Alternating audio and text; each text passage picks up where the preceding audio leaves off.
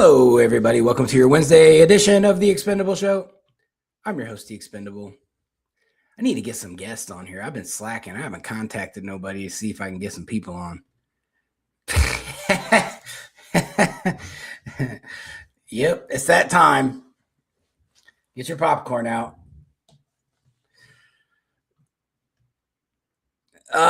So we are going to, first we'll go through, if you like my show, like, subscribe, and ding the bell. It's how the channel grows, yada, yada, yada. Same old, same old.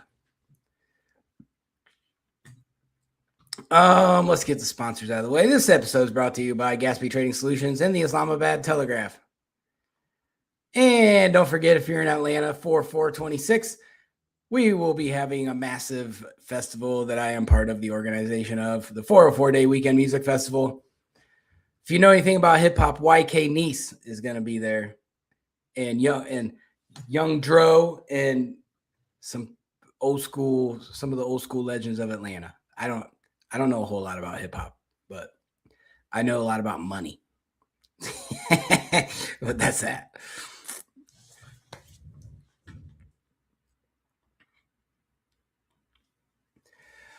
Okay, statistics. So we're seeing the gas prices continue to climb. I've noticed it here in Locust Grove, where I live on the south side of Atlanta. We have just seen this little kind of a tick. It goes back and forth between like 249, and then I think today it was 279. So I'd like to obviously see that if we're going to have that gap and that back and forth, I want to see that maybe 229 to like 259 range. It could go back and forth. I'd be okay with that.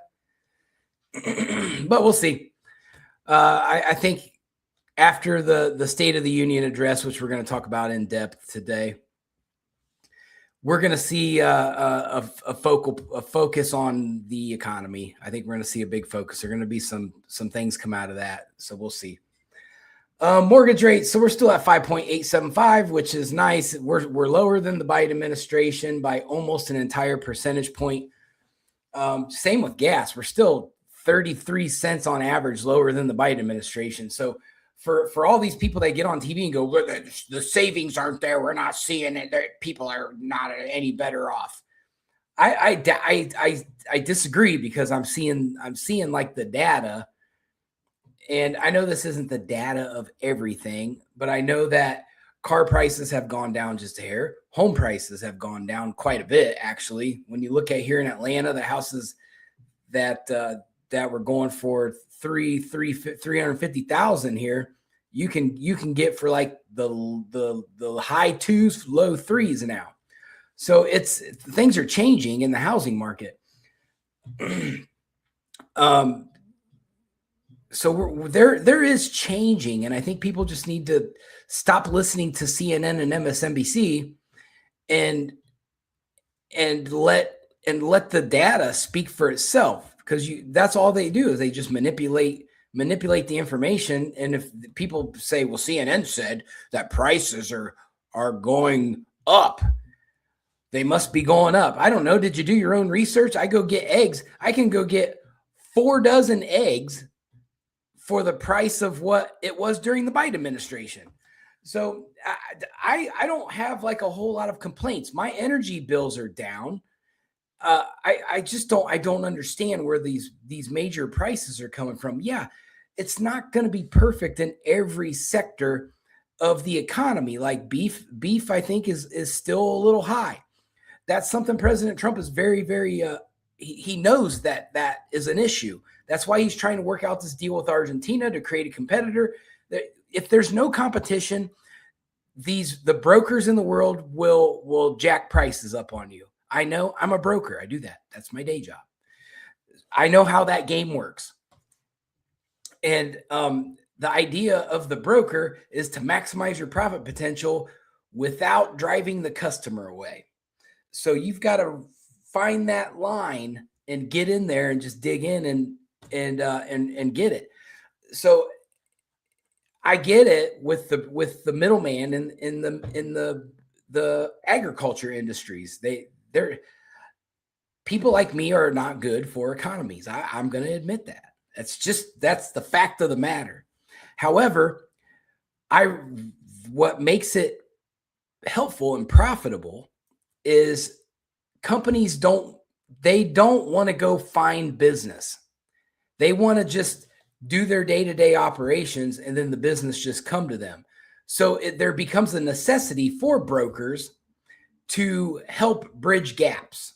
And that's basically what I get my percentage of every load that I sell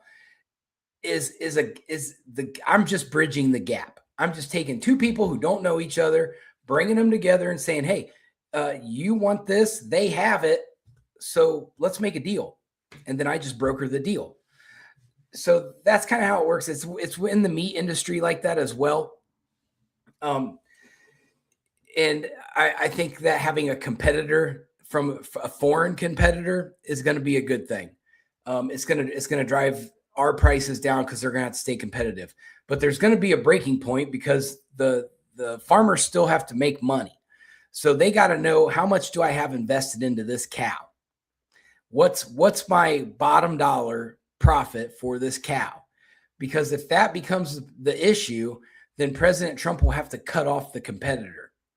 And if our American farmers are not making money, so that's gonna there's a balancing act that has to be done with it. Anyway, Trump's approval rating. So he's up to 42.7. So he jumped like a half of a percentage point up. They've been talking about, especially after his speech, I was watching several different news channels to get their take on it. And I was invited by Asia One News to give my take right afterwards. And so that's out there floating around somewhere. But, it was kind of an honor. I think I'm probably the only post analysis that gave him props. Everybody else was like, "Oh my God, he's such a misogynistic human being." I was like, whatever. What did the Dow close at today? There was probably some changes after President Trump gave his speech.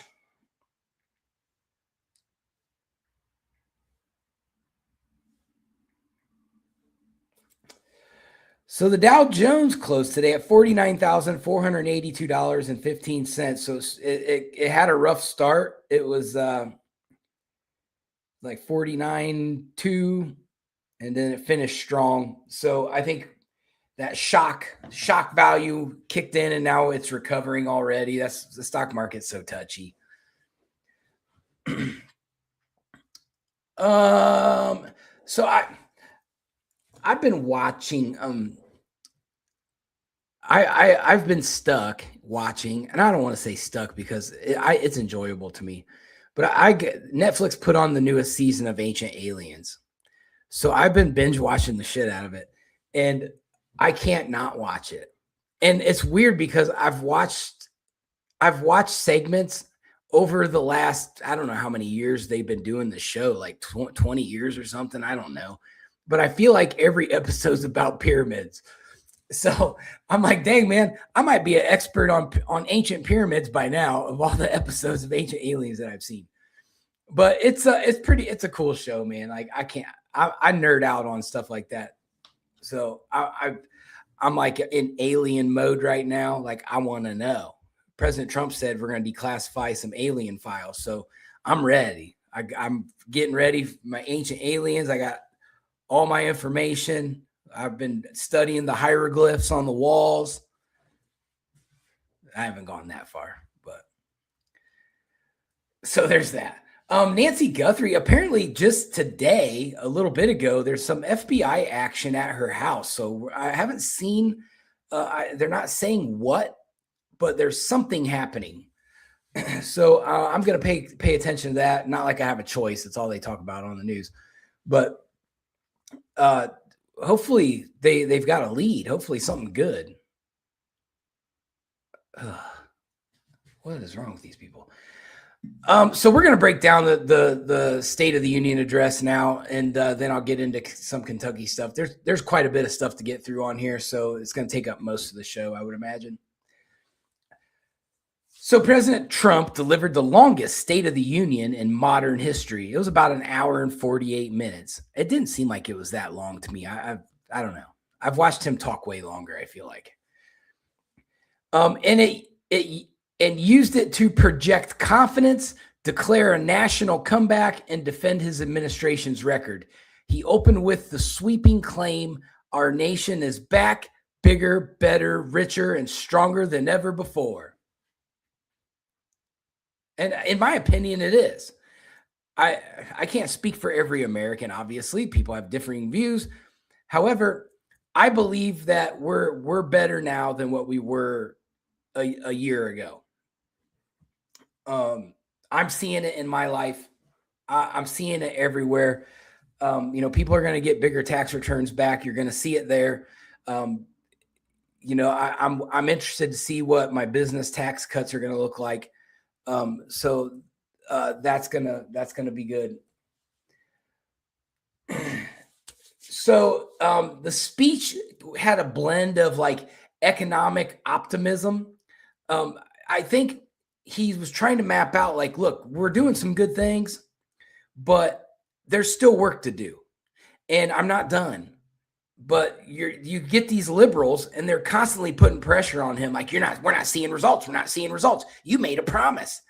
And like, okay, well, Joe Biden made a lot of promises. Barack Obama made a lot of promises, and they didn't fulfill shit. So can you just get off this guy's neck for a minute and let him work? The guy pretty much doesn't take a day off of work ever. And then when he does and he goes golfing for one day out of the week, you guys freak out. And, but you didn't freak out when Joe Biden took every single weekend and went on vacation to Rehoboth Beach every weekend. So like the standard's not the same. And it is quite annoying. It does get to me sometimes because I'm trying to be patient with President Trump and allowing him to maneuver as the days go by, to maneuver his puzzle pieces in place. And with the economy, if the economy was so easy to fix, every president would have a booming economy all the time. But the fact of the matter is it's not as easy as what the Democrats seem to want you to think it is. However, Donald Trump does seem to have the Midas touch when it comes to the economy. In his first term, he flipped the economy, and we were doing really well. This time around, we're seeing some positive trends happen. So I think President Trump's economic method, and you mix in Scott Bessent in there, who I believe is going to be the best Treasury Secretary this planet has ever seen. I think he's brilliant. I like how he stands his ground. He got into that little beef with Elon Musk. Allegedly, Scott Bessent punched Elon Musk. I don't know, but that's what the rumor is. But Scott Bessent is a phenomenal Treasury Secretary. And the way that him and President Trump are tackling the economy, we hit over 50,000. Like if you're trying to retire right now, President Trump did you a solid, a super solid. You're getting the biggest stretch of your money that you ever have. And that's because of Donald Trump. And that's because of the international tariffs. That's some of the aspect of the economy that some of these people are just not looking at. The tariffs are helping the baby boomers right now. That's the baby boomers are going to benefit the most from the tariffs right now because the tariffs sparked trade, sparked the economy, and now baby boomers are getting the largest stretch on their investments that they ever have. I mean, you look at the economy changes per presidency. So let's say Gavin Newsom wins the presidency in 2028, which he won't. But let's hypothetically say he does. And he flips everything that Donald Trump does. And got to turn my sound off. Let's say he flips everything Donald Trump does. Well, then we go back down to the economy goes and levels out at 40,000. You've just lost so much money just by voting Democrat. And this happens every time in Democrat. Look at what Joe Biden did to our stock market. I mean, he just about tanked the whole thing. It was a huge disaster. So you have to think about those things. But there was also a blend of aggressive criticism of Democrats. There was like 70 some Democrats that didn't even attend. Now I'm going to give props to John Fetterman. I could not stand him when he first got in office. I was like, man, this guy, he looks like a cartoon character that I've seen. I don't remember what the cartoon is, but he looks like a freaking cartoon character. But I just didn't like him. And he came out and he was real super, like he talked real progressive. Like I was like, oh, here we go. Another nerd that's been bullied his whole life, that's going to use his power to go through this progressive DEI bullshit. And then he had that stroke. That stroke, he came back a whole different person. It makes me wonder if the theory that these people die and they just bring a clone in, maybe John Fetterman died when he had his stroke and they cloned him into something better. I don't know, but it makes me wonder because it's not the same John Fetterman behavior-wise of what we had. Like he was irrational and kind of an idiot. And now when he talks, I'm like, this is the only Democrat in Congress that makes any sense. He sticks to his policies, but he's not radical with it. And I think that a lot of these far left progressives need to take a page out of his playbook. He tries really hard to bridge the gap between Republican and Democrat. And for the most part, he's pretty successful. He stands his ground. I feel like John Fetterman does side with his constituents. Whatever his constituents want, that's what he does, as opposed to people like Mitch McConnell, who doesn't want to vote for the SAVE Act, even though 95% of his constituency wants him to vote yes on the SAVE Act. So there's that kind of that, is your politician worth anything or not? I think John Fetterman's worth it. I think he's a good Democrat. I have zero issues with John Fetterman. He may be the best Democrat I've ever seen. I might be just saying that. I don't know.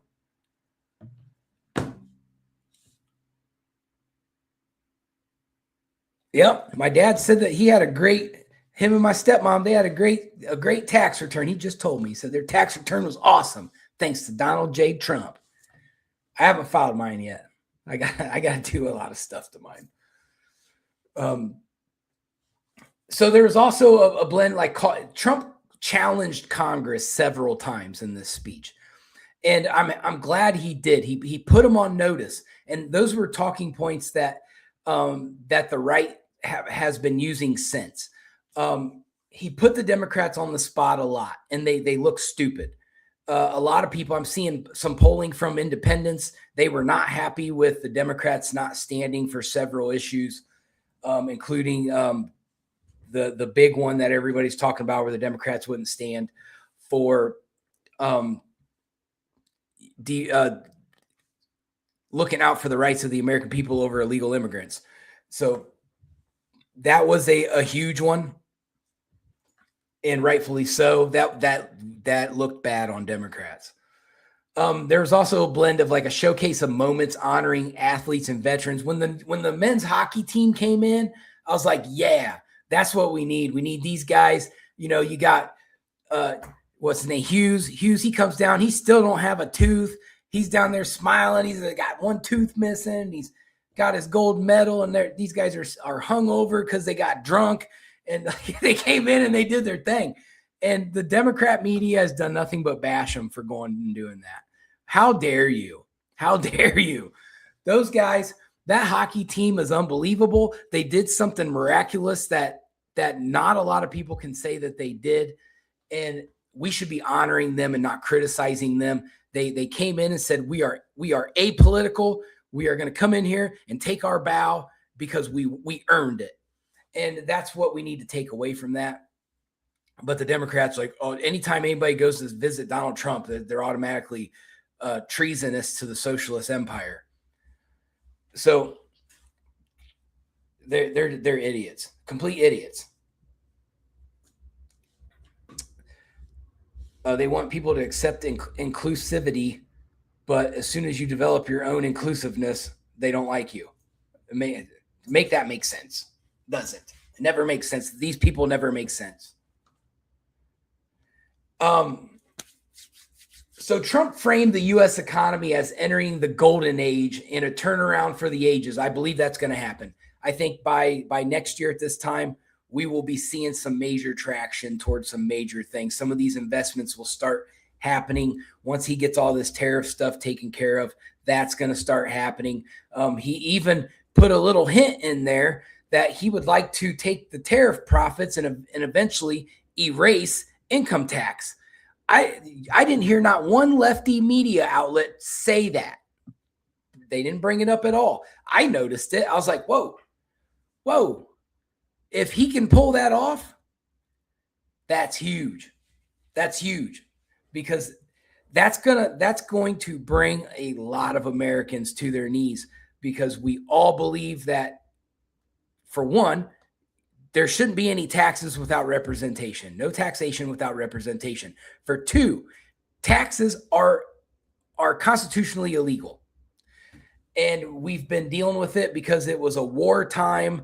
They developed it because it was a wartime need to fund wars, and it just never went away. So if Trump can correct that and turn that into a wartime issue again, he's going to change a lot of minds. He may hit a 60% approval rating. That would be huge. You know how many people could experience a little bit more financial freedom without having to pay income taxes every single week? It's insane. So he's describing a booming economy, his administration's efforts to revive growth, the tariff policies he claims will strengthen the American industry. The economic framing was very strategic. His poll numbers on the economy had been slipping ahead of the 2026 midterms. I think as time goes by, you're going to see them go up. However, you've got the sheeple of the leftists that it doesn't matter. Trump could get rid of all taxes, and the lefties will say he's trying to cheat the American people somehow. So you're not going to change a diehard leftist. They vote blue no matter who. However, reporting notes a disconnect between his upbeat portrayal and Americans who still feel financially strained. I think President Trump needs to, the next year his total focus needs to be on that, the economy. I think that's what it is. I've already kind of passed this along to Mike Collins's office and say the economy needs to be the talking point. The economy needs to be what we hear about every single day in the media. We need to hear Donald Trump say, I'm doing this for the economy. I'm doing this for the economy. I'm doing this, because that's what Abigail Spanberger did on her rebuttal for the Democrats, was say, well, he's done nothing for our economy. So prove her wrong. I'm seeing it heading in the right direction, but the Democrats are never going to give President Trump any credit for nothing. Immigration was one of the most contentious sections in the speech. Trump touted his enforcement actions. He accused Democrats of enabling fraud and mismanagement, which caused Ilhan Omar to go insane. He did refer to the Somalians as Somalian pirates that plunged and pillaged Minneapolis. I shouldn't laugh, but it just reminds me, South Park did an episode about Somalian pirates, and Eric Cartman turned into a Somalian pirate.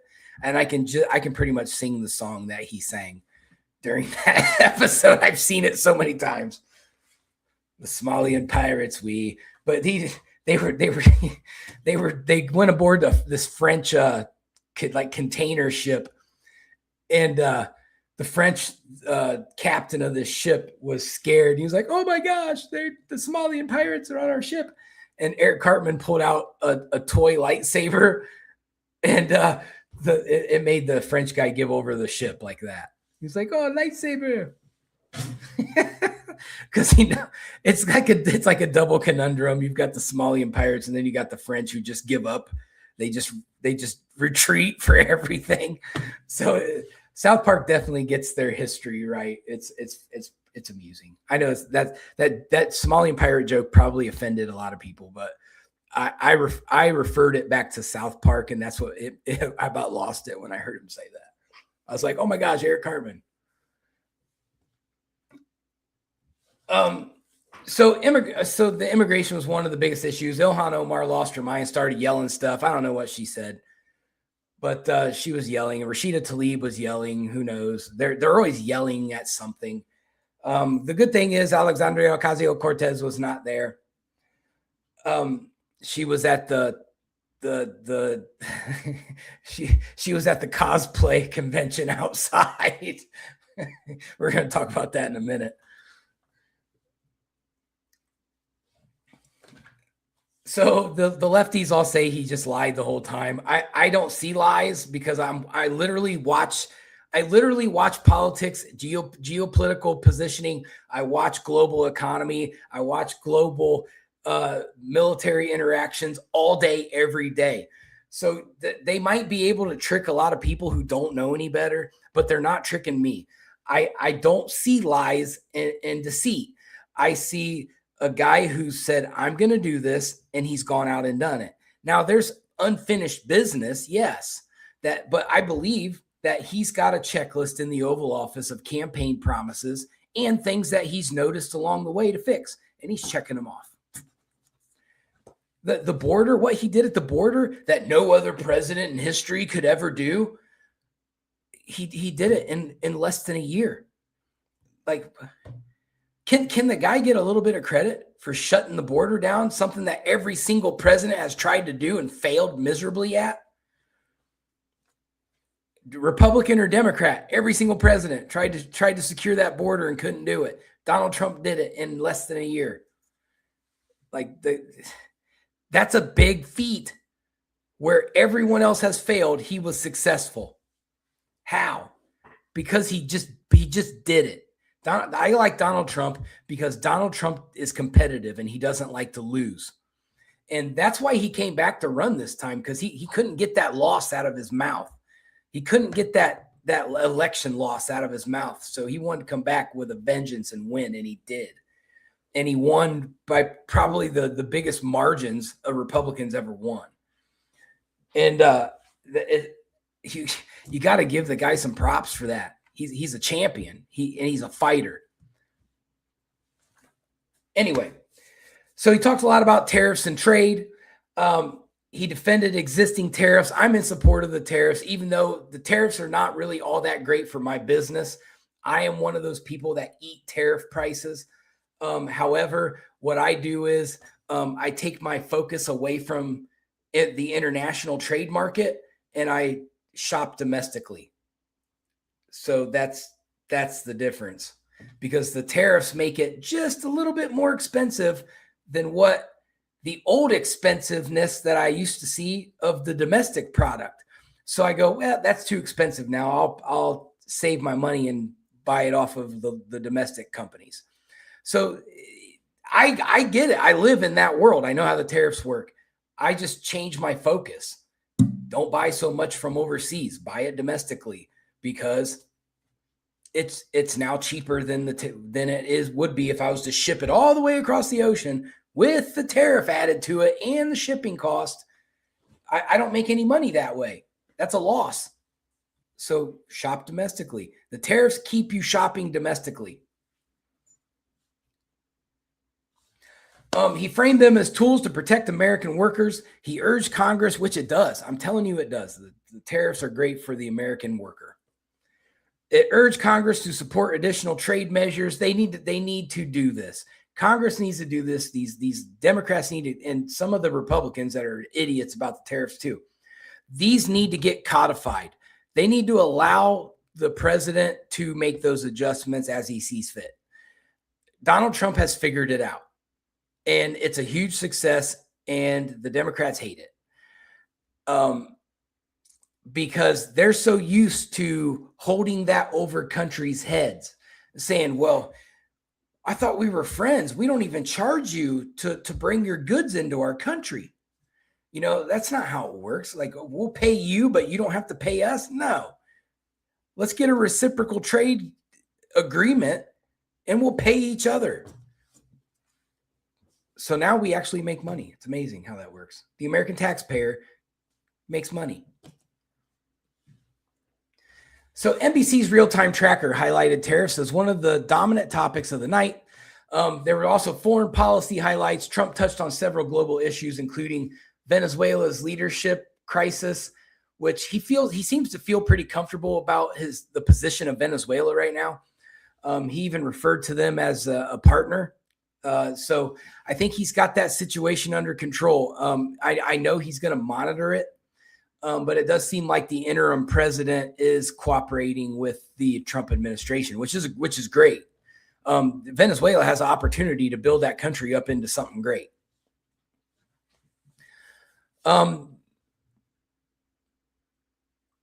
There was a brief attention-grabbing reference to annexing Greenland. That's going to, still kind of up in the air as to how that's going to go. Trump's kind of laid off of it right now because there's bigger fish to fry right now. He honored some guests. I thought the guests that came were phenomenal. Like I said, he honored the Olympic hockey team, the men's and the women's, but the men were there. The women are going later. He gave out a Purple Heart and 2 congressional medals of honor. I like seeing that. I like seeing these soldiers get honored in public. I know a lot of times they don't receive these publicly on a stage like that, but I like seeing that. It's a big deal. We should always honor our troops. The Democrats did stand for those, so I'm glad they did that.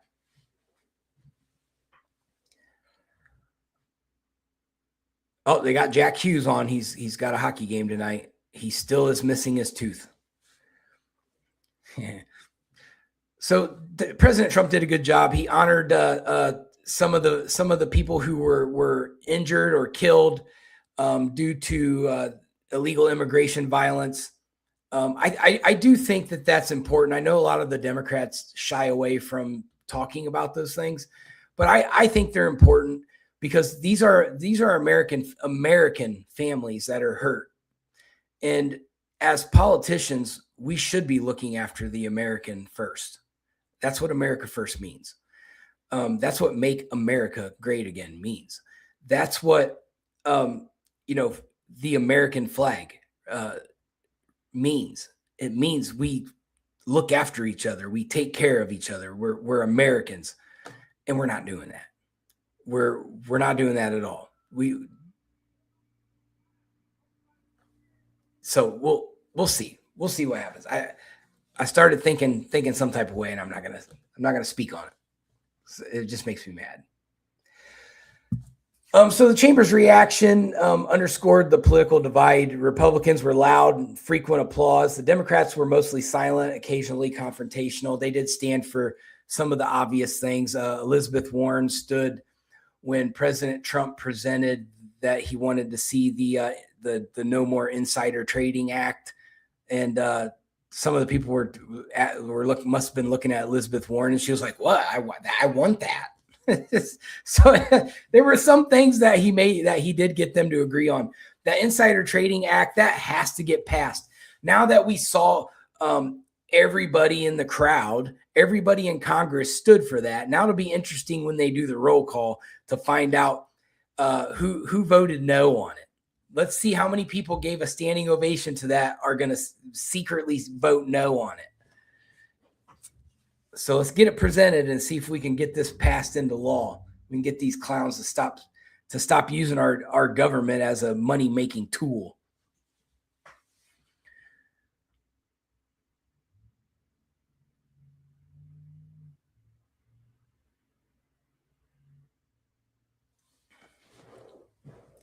What do we even get from Europe anyway? Nothing. Where's my camera? My camera's going crazy.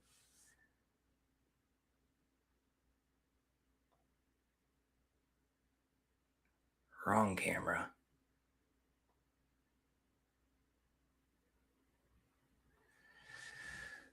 Well, it's going to have to be that one. My camera must have just died. But anyway, so when we're looking at that, We don't need a Europe for anything. There's nothing I need from Europe. The European governmental structure set up as a socialist society. I don't want no part of it. I don't want Europe making money off of us. I wrote 2 books describing how much I don't like Europe. So that's fine. You guys can go trade with China and whoever else you guys are going to go trade with for cheap stuff. We already learned our lesson on it. Where's it at? I don't ever see made in Europe on anything. That maybe wine. We got a whole field full of California full of grapes. But anyway,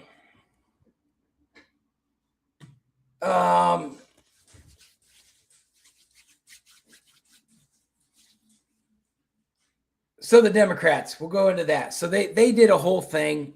They had several events going on. I don't know why they didn't just do one, but they did a bunch of them. So it didn't quite make sense to me. But it was weird. Every time they do something, it's always really weird. They intentionally lean into symbolism and performance, which I get it. That is a lot of the demographic of Democrats are these like performing arts types of people. That's fine. I don't care.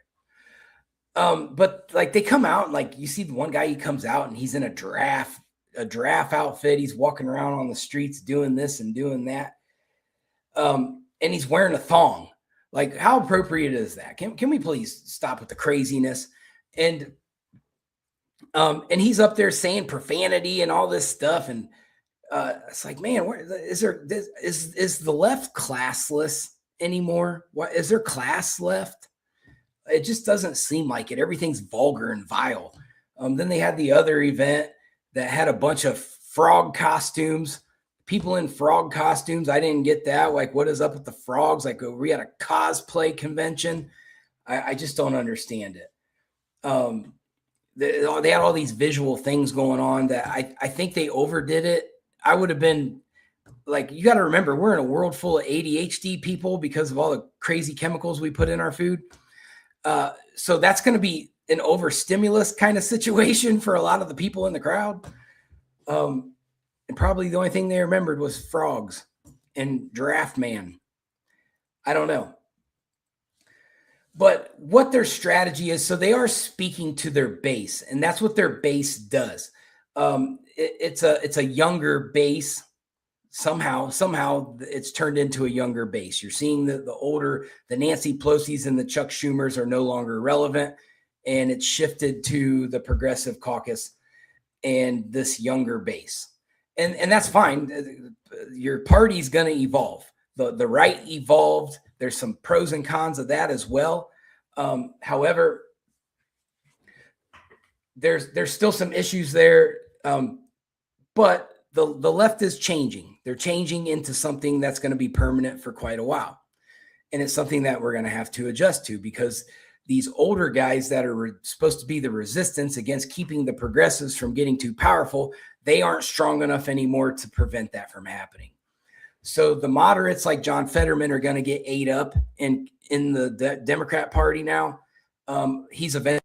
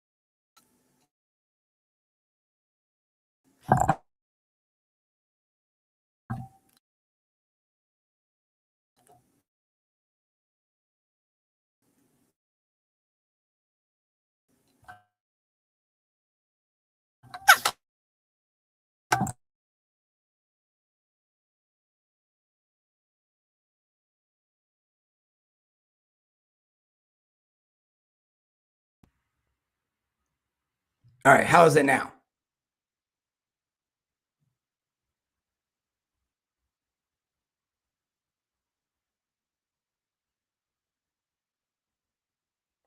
Well. Okay. All right. Thank you, Debbie. I don't know what's going on. I must be having technical difficulties or something. It's the first time that's happened in a while. My camera went out too. I don't know what's going on. Maybe I got some government agent out there trying to zap all my stuff. Maybe, I don't know. It might be my power bars going bad. Might have to get a new one. But anyway, there's all these different types of things that they looked like. No way, I sounded like Alvin and the Chipmunks. That's awesome. Yeah, I definitely had some sound problem going on. Huh. I'm gonna have to play with that tomorrow and see what the deal is.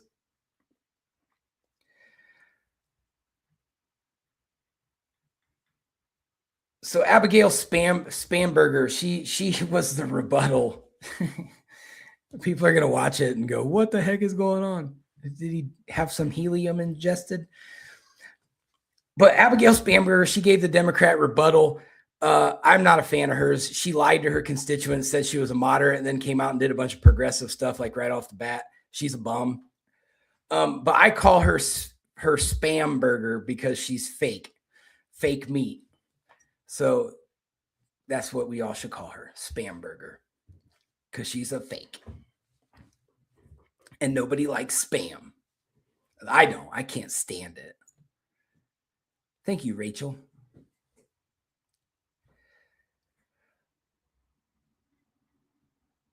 So we'll go ahead and we'll cover some of the Kentucky stuff I've got going on real quick before I have another technical difficulty. So Pike County, I'm going to throw this up there. So they just had the fiscal court meeting. They were going to outsource their waste management, and this is going to be important for London. Like, y'all should pay attention to how this is happening. So they were losing money. The sanitation department was losing money. Somehow their money was disappearing. Sound familiar? And it was going to go bankrupt. And so Ray Jones came up with the idea to call one of his buddies up in Chicago that's a very questionable businessman and said, "Hey, we come down here and buy this, put a landfill in, and we'll cut you a check." And there's probably a kickback, I would imagine. Don't quote me on that, but there was probably a kickback. And so he talked the council into voting for it. Well, the community found out, got mad, blew down on the meeting, and demanded that they vote to rescind it. That vote passed. Ray Jones was the only one who voted to keep it. The other council people voted to rescind it. It failed 3-1. So that's a huge win for the people of Pike County. And that's basically how like if you would have saw their council meeting, it's like how London's looks. There, it was packed. There was standing room only, and except the difference was you had all of the people of Pike County together, united against Ray Jones, who's a complete failure. He is part of the reason why Pike County's coal industry started to disappear. He's the reason why no other jobs came to Pike County. It's been under his watch, and he's just been a failure as the judge executive, and he knows it. And so his defense is to retaliate against anyone who resists him. I'm sure eventually his dad attacked me on TikTok a while back. Like, bro, your son can't talk for himself. I get it. Like, I would stick up for my son too, but I don't hear nothing coming out of his mouth. But he likes to go after Smokeahonis, so he must have a thing for attacking females. So that's what's going on. I'm still paying attention. There's still a lot of drama going on there. They have a big money problem in Pike County. So I'm going to be seeing how they're going to try to maneuver that around. So there's that update. And so now we're going to cover a little bit of Grayson County because I've had some more stuff given to me, which kind of fills in a couple puzzle pieces. So I did a whole entire segment on the Jason Early case. This is one of the biggest weaponization cases I've ever seen. I don't understand how the U.S. Justice Department isn't in Grayson County shutting that shit down. They are targeting him with everything they can. This is the worst corruption in the court system I've ever seen, and I've seen a lot. So he was on 11/11 of 2023. Jason Early was initially shot in an altercation on Jason Early's property by his father-in-law, Harley Stevenson. Jason lived. He went to the hospital, but his wife left him, and Harley didn't get anything.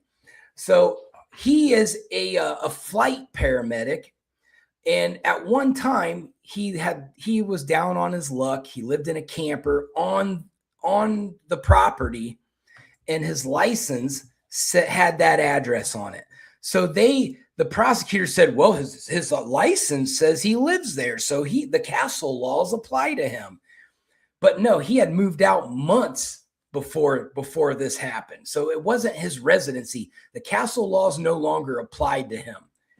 But that was corruption choice number one, that county prosecutor Logsden, that's what he decided to do, and it's just gotten worse since. That's like they can't get him to stop fighting, so they keep throwing more corrupt things at him. Freddie, I know you'll like this one because this is in your backyard. So that's going on, and I'm sure it has something to do because I know Harley allegedly has ties to all these big shots in Grayson County through the Swinger Club, through friends of an ambulance's drug dealer ambulance business, and through some of these other, major defense contractors that works on Fort Knox sometimes, that has a whole other questionable line of charges. So like there's this giant cover up going on here because all the bigwigs there all their stuff starting to come to the surface, which a lot of people know this stuff's going on, but the county is controlled by the power brokers, which is true for most counties in Kentucky. But we started hitting them and hitting them and hitting them and hitting them. And then they hit back. And so I took a little vacation, and now I'm going to hit them some more. So we'll see what they come back with. Now, this also brings in the most worthless KSP officer I've ever heard, Blake Owens, who lied on the stand, blatantly lied on the stand about an altercation that he had with Jason Early at a restaurant in town that they both were at. Now, that restaurant, Jason Early was already there. He was sitting at the bar. Yes, he was violating his bond because he was sitting at the bar. He admitted it. His lawyer admits it. That's not in question. What is in question, and we showed it on the videos on this show, if you want to go look at the Jason Early, the complete Jason Early case, I've got those videos posted. You can watch them. But what happened was he went to the bathroom. Jason Early gets up from the bar, and out of all the empty tables in the restaurant, Blake Owens, KSP officer, and his father-in-law, who is tied in with Harley Stevenson and the Swinger Club and all this other stuff and ambulances and all this other stuff, he sits at the closest table he could find to Jason Early. Why? They got history. Jason Early confronted Blake Owens after he got shot and got out of the hospital and said, "Why are you guys not filing charges on him? He shot me on my property." And he wouldn't let it go. So Blake Owens has been targeting him ever since. There was an altercation where Blake Owens nabbed him up out front of the courthouse one day. We've got information on that as well. We've got Blake Owens lying on the stand saying that, and he said all kinds of stuff. But go watch the breakdown of that. I'm not going to get into the details of that because it's long and it's in depth, and I can prove that Blake Owens lied and that he should be disciplined because of that lie, under oath, probably terminated. Along with his little sergeant buddy. He should be fired too because he lied as well. He just took Blake Owens' word for it without investigating. So then after that, there was the violation of the DVO. So his wife got a domestic violence order put on. But they were allowed to go to the ballpark for their kids. Now the ballpark, they just aren't allowed to talk to each other. I don't think the wife wanted that to happen.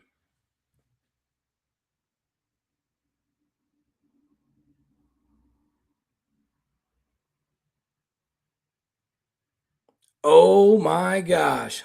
So breaking news. No, I have not heard that. So the word is that I got asked, did you hear most of Laurel County elected officials have signed a request for feds to pick up the Harless case? 2 retired Laurel County Commonwealth attorneys and 4 retired troopers signed as well. If that's some power right there. That's an 80-20.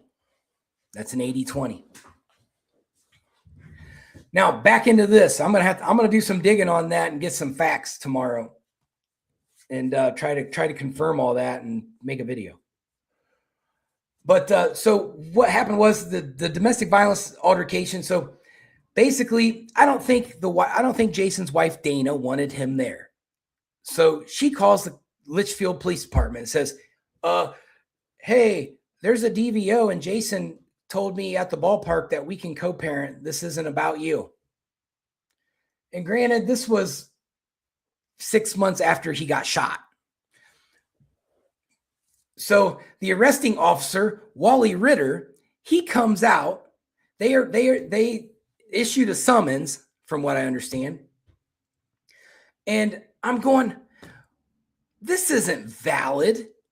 No way would this ever fly in any other county. This is a he said, she said case. If I am the lawyer for Jason Early, I'm going to file an immediate motion to dismiss this case because there's zero evidence. There in the report that's right here, there's zero evidence that this officer, Wally Ritter, talked to a single person that corroborates her story. There's zero there.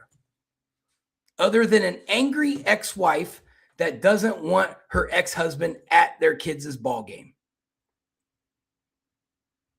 What Wally Ritter should have done was, before he even filed a paper saying anything on this, he should have explained to Dana, if I find out you falsified this, I'm going to charge you with a first-degree misdemeanor. Well, in Ohio, it's a first-degree misdemeanor for falsification. And I think they should go back and charge her with it, because this is there's nobody that can prove that Jason said anything to her. No proof. Just her statement. That's not how that works. There's no proof of anything. Anybody can say anything. So there's that. Now, then later, we're going to take this one down. And here's another one. This one is dated a few days before the DVO violation. So that'd be February 21st. So within 6 months, he's been arrested 3 times. And all of them were 2 times. All of them are for bogus stuff. All this is bogus. So he got charged with menacing on this one by Harley Stevens, the guy who shot him. Make it make sense. How do you get arrested for menacing by the guy who shot you that never got charged for anything. It makes no sense. So Harley states that Jason caused the affiant reasonable apprehension of imminent physical injury when he drove up behind the affiant at the Litchfield baseball field with the window down and said, bang. Listen, once again, read the report. Nobody can corroborate this story. There's no evidence. There's no text messages. There's no nothing that says that Jason Early did anything other than this guy, Harley Stevenson, who's done nothing but try to make Jason Early's life miserable since he shot Jason Early. Make it make sense. There's no probable cause here. Either one of these cases, they should be thrown out. I don't understand. Yeah, I know, Rachel, false reporting. It's all false reporting. Even if it wasn't, this never should have got prosecuted. Never. The prosecutor should have looked at that and said, what do you want me to do with this? You can't give me a he said, she said case. It don't work that way. You put that in front of a jury, what are they going to do? They're going to go, well, where's the rest of the case? All you got is an angry father-in-law and an angry wife. I wish I would have finished law school. I'd be a lawyer in that county. I'll get everybody's money because I'll take them to the bank.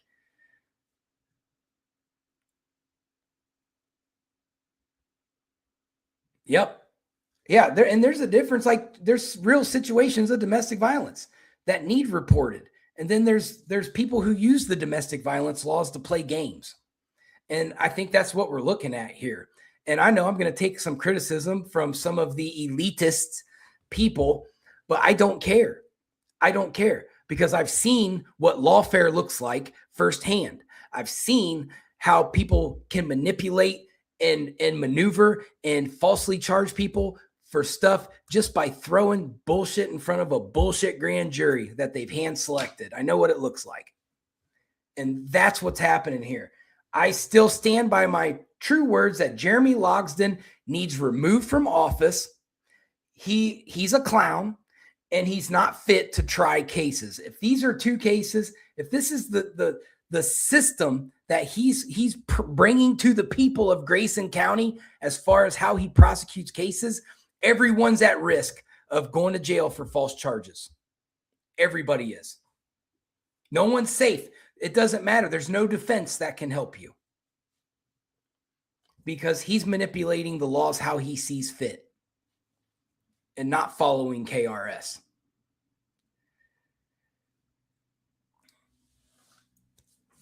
So there you go.